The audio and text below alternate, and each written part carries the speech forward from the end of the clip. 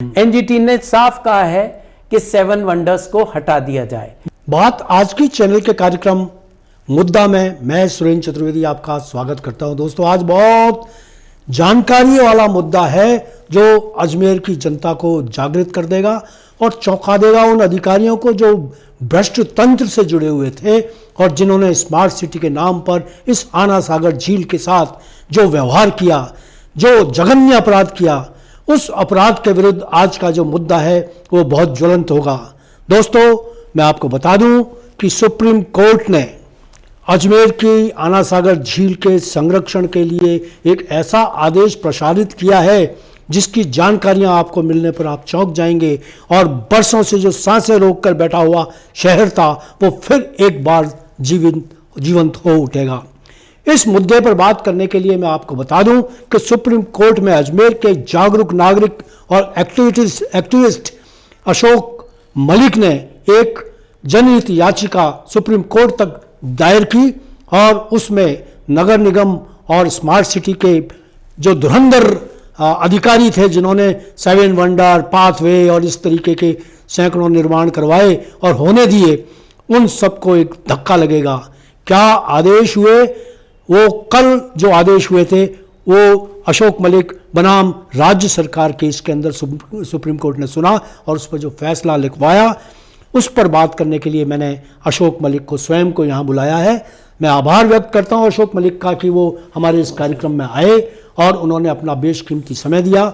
मैं जानना चाहूँगा कि आप जब आदेश में, यहाँ मैं आपको जानकारी दे दूँ कि जिस समय सुप्रीम कोर्ट के आदेश हो रहे थे उस समय बात आज की चैनल की टीम भी वहाँ मौजूद थी और उन्होंने भी अपनी तरीके से रिपोर्टिंग की।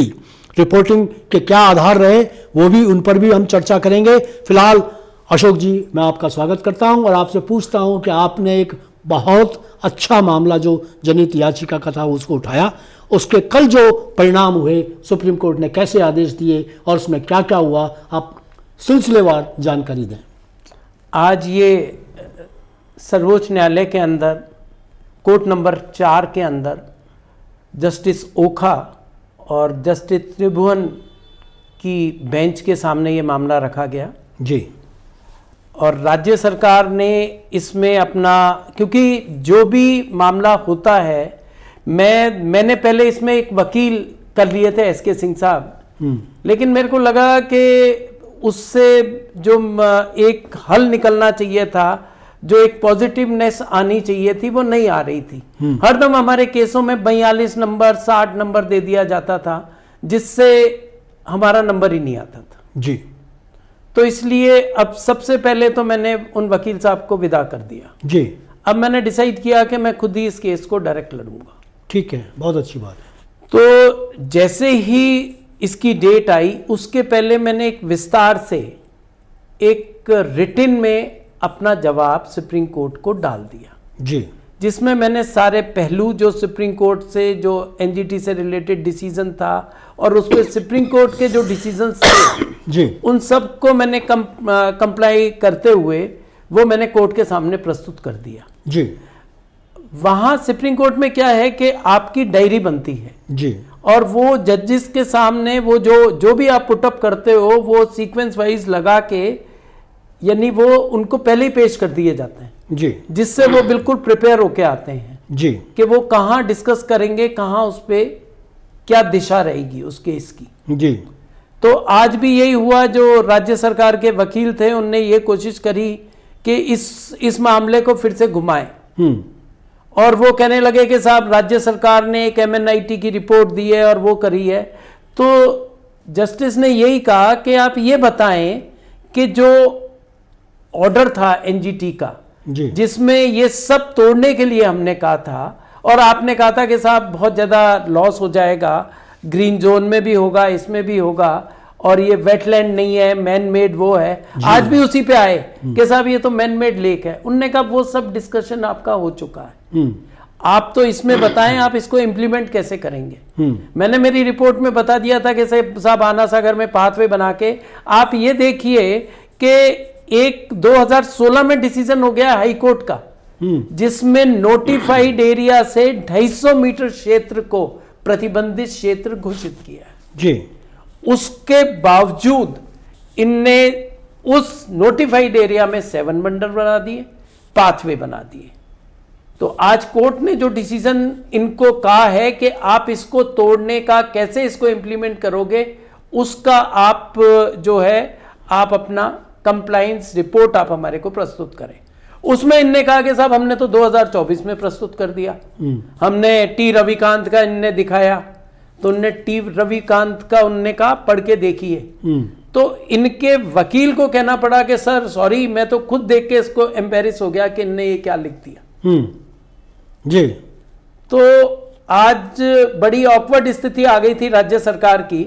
फिर जो इसमें जो जस्टिस थे ओखा जी, उनने साफ कहा कि हम ना तो कोई देशलदान को जानते हैं, ये प्राइवेट लिमिटेड कंपनी या लिमिटेड कंपनी जो भी अजमेर स्मार्ट सिटी है वो इसके सीईओ हैं कि एसीईओ हैं, हम उनका कोई एफिडेविट नहीं चाहते। हमने उनसे कुछ मांगा भी नहीं था, हमने तो इंप्लीमेंट करने के लिए राज्य सरकार से मांगा था, और राज्य सरकार से भी चीफ सेक्रेटरी से मांगा है हमने कि वो कैसे इसको इंप्लीमेंट करेगा। इसमें जो जस्टिस अभय ओखा जी थे, उन्होंने ये कहा कि आप तो कोर्ट को गुमराह कर रहे हैं इस एफिडेविट के मामले से। फिर उन्होंने एमएनआईटी की रिपोर्ट को कहा, तो कहा हमने कब मांगा था? आप यानी किसी भी प्राइवेट कंपनी से ये आप रिपोर्टें करके आप करना क्या चाहते हैं? तो उस पे इनको एक अच्छी लताड़ लगाई कोर्ट ने, और कोर्ट ने ये कहा कि चीफ सेक्रेटरी पे यदि आप चीफ सेक्रेटरी स्वयं अपना एफिडेविट दें, यानी चीफ सेक्रेटरी खुद के नाम से एफिडेविट दे। जी। जो आज के वर्तमान जो चीफ सेक्रेटरी हैं सुधांशु पंत साहब अपने नाम से एफिडेविट, एक तरीके से राजस्थान सरकार की तरफ से मुख्य सचिव जो हैं वो लिखकर एफिडेविट समय की हैसियत से लिख के एफिडेविट, कितने दिन में आप ये इसको हटा देंगे, इसका इंप्लीमेंट प्लान बताएं। ओके। और आप इसमें रिलैक्सेशन चाहते हैं तो उसका बेस बताइए, आप किस बेस पे वो चाहते हैं जी। उनने ये तो साफ कह दिया जो वेटलैंड है और ये है, ये तो आपको बनाना ही है, और 7 वंडर्स हैं, ये अतिक्रमण तो आपको हटाना ही है।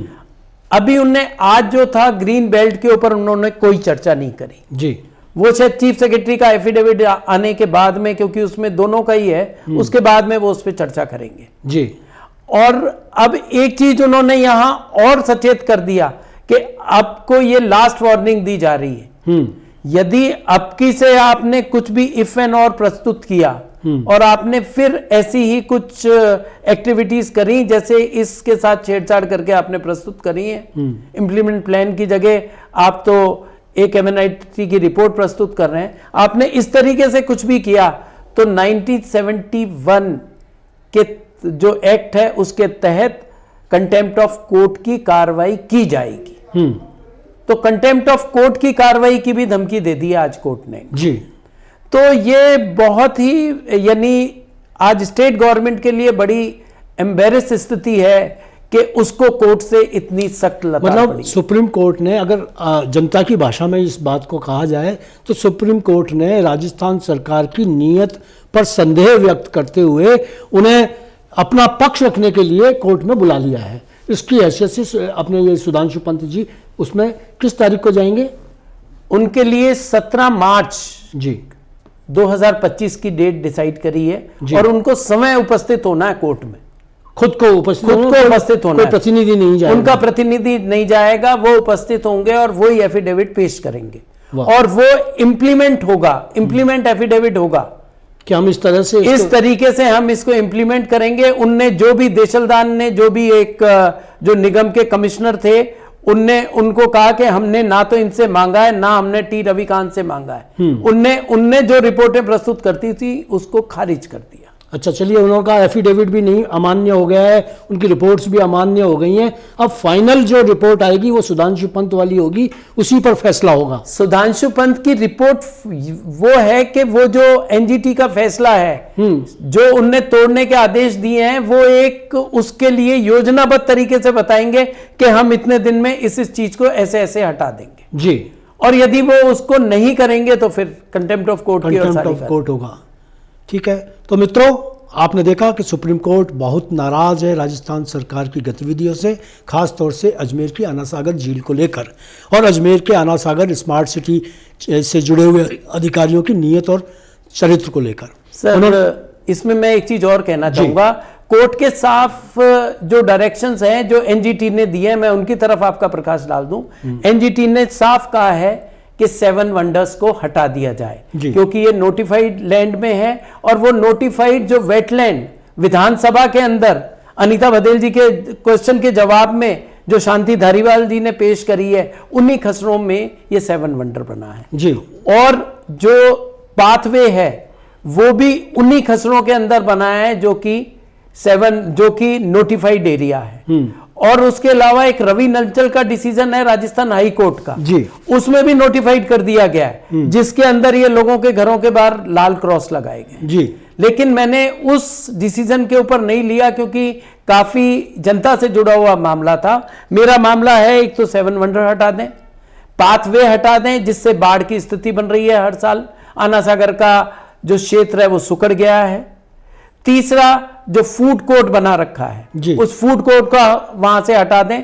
आप ये देखिए मजेदार बात, हमारे जो देशलदान जी हैं कमिश्नर महोदय, इनने उस फूड कोर्ट को और लवकुश उद्यान को मिला के एक यानी उसको शादी समारोह के लिए उसके लिए टेंडर तक आमंत्रित कर लिए लेकिन वो वर्क ऑर्डर इसलिए नहीं दे पा रहे, कुल मात्र 13-14 लाख में वर्क ऑर्डर इसलिए नहीं दे पा रहे कि मामला कोर्ट में विचाराधीन है। तो इस पे तो असर पड़ेगा और यदि कोर्ट ने इसमें विस्तृत रिपोर्ट ले ली और विस्तृत कार्रवाई करी तो जितने भी ये जो बने हुए हैं आना सागर के नियरेस्ट जो मॉल बने हुए हैं और जो अन्य जो यानी कमर्शियल एक्टिविटीज आना सागर में चल रही हैं, यदि वेटलैंड डिक्लेयर होती है तो सारी कमर्शियल एक्टिविटीज खत्म करनी पड़ेंगी। तो दोस्तों ये थे अशोक मलिक जिन्होंने एक बार फिर अपना पक्ष रखा।